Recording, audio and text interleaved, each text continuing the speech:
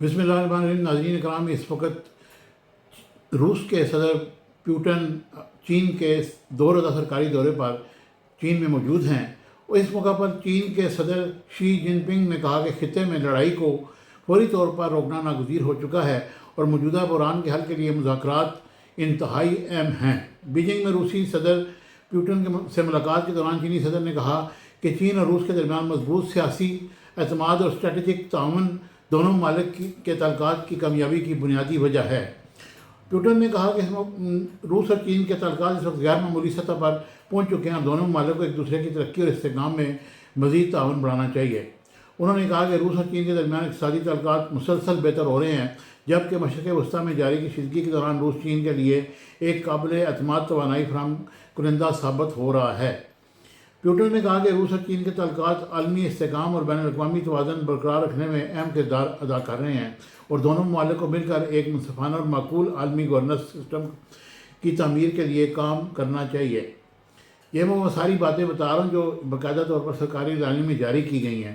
چینی صدر نے کہا کہ موجودہ عالمی صورتحال میں طاقت کی سیاست اور عالمی کشیدگی بڑھ رہی ہے، جس سے زیادہ دنیا دوبارہ ایسے نظام کی طرف بڑھ رہی ہے جہاں صرف طاقتور کی بات سنی جائے. چینی صدر نے خبردار کیا کہ دنیا ایک بار پھر جنگل کے قانون کی طرف واپس جانے کے خطرے سے دوچار ہے، جہاں طاقتور ممالک اپنی طاقت کے زور پر فیصلے مسلط کرتے ہیں.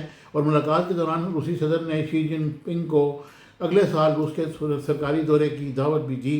یہ ملاقات ایسے وقت میں ہوئی جب عالمی سطح پر امریکہ، چین اور روس کے درمیان سیاسی اور معاشی کشیدگی میں مسلسل اضافہ دیکھا جا رہا ہے، جبکہ مشرق وسطیٰ اور یوکرائن کی صورتحال بھی عالمی سیاست پر نظر انداز ہو رہی ہے. یہ وہ تمام باتیں تھیں جو آپ کے سامنے میں نے پیش کی. کچھ دن پہلے امریکہ کے صدر ٹرمپ نے بھی چین کا دورہ کیا، لیکن اس دوران کسی قسم کی کوئی بات نہیں ہوئی، نہ میڈیا سے بات ہوئی، نہ کوئی ایم او یو سائن ہوئے، جبکہ روس اور چین کے درمیان ایم او یوز بھی سائن ہوئے اور چین روس سے پیٹرول بھی خریدے گا. تو یہ ساری چیزیں ایسے وقت میں ہو رہی ہیں جب ایک عالمی تناظر میں تمام معاملات جو ہیں وہ کسی دوسری طرف بڑھ رہے ہیں.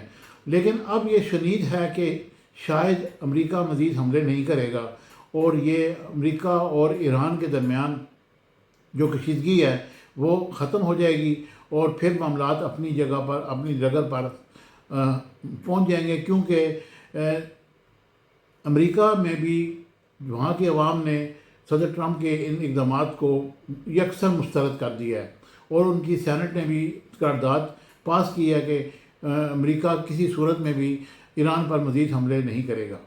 آج کی یہ تازہ ترین ولاگ مجھے امید ہے کہ آپ کو پسند آئے گا. چینل کو ہمیشہ کی طرح لائک، شیئر، سبسکرائب کیجیے گا. Thank you very much. Subscribe my channel Business Times News for latest political, national, international news. Don't forget to subscribe Business Times News.